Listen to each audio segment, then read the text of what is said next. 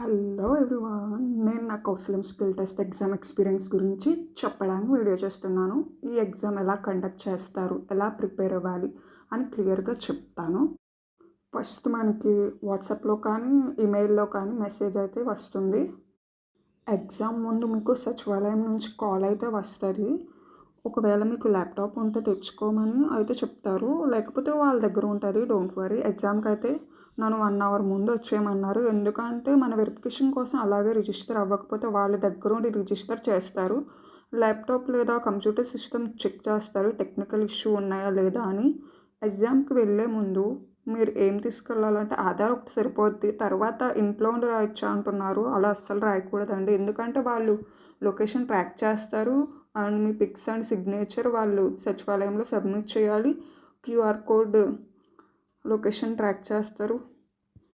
Once approve చేస్తేనే మనం login అవ్వగలం. ఇంకా ఎగ్జామ్ సిలబస్ వచ్చేసరికి ఫస్ట్ 2 రౌండ్స్ ఉంటాయి. ఫస్ట్ స్కిల్ అసెస్మెంట్, ఇది 45 మినిట్స్ ఉంటుంది.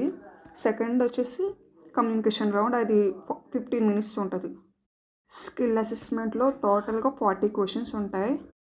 ఫస్ట్ అయితే యాప్టిట్యూడ్ ఉంటుందండి. దాంట్లో 10 క్వశ్చన్స్ అడుగుతారు. నన్నేం అడిగారంటే టైమ్ అండ్ వర్క్ ఫ్రాక్షన్స్ ఇంకా ఇలాంటివి అడిగారు.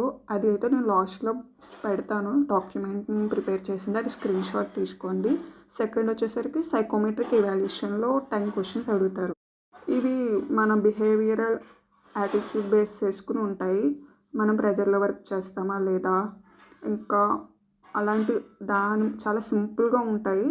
సో డోంట్ వరీ, బాగా ఆలోచించి పెట్టండి.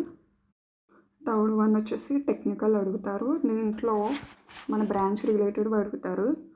నేను చేసిన మిస్టేక్ ఏంటంటే ప్రొఫైల్ స్కిల్స్ అప్డేట్ చేసుకోలేదు. సో నాకు టెక్నికల్లో క్వశ్చన్స్ అన్నీ మారిపోయినాయి. సో మీరు మాత్రం ఈ మిస్టేక్ అయితే అస్సలు చేయవద్దు.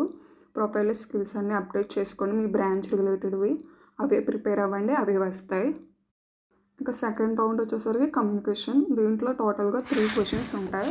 3 క్వశ్చన్స్లో ప్రతి క్వశ్చన్కి మనం 30 సెకండ్ ఆన్సర్ అయితే ఇవ్వాలి. చాలా సింపుల్గా ఉంటాయండి. లైక్ మన ఇష్టమైన ఫెస్టివల్ ఏంటి, ఫేవరెట్ ప్లేస్ ఏంటి, ఇలా అడుగుతారు. చాలా ఈజీగా ఉంటుంది, చెప్పేయచ్చు మీరు. ఇంకా మీకు ఏమైనా డౌట్స్ ఉంటే కామెంట్ చేయండి, నేను తప్పకుండా రిప్లై ఇస్తా. అలాగే ఏం ప్రిపేర్ అవ్వాలి, టాపిక్స్ వైజ్గా ఎలా ప్రిపేర్ అవ్వాలి అన్నది కూడా నా దగ్గర PDF అయితే ఉంది. అది వీడియో చేసి పెడతాను. కావాలంటే సబ్స్క్రైబ్ చేసుకోండి నచ్చితే. Thank you.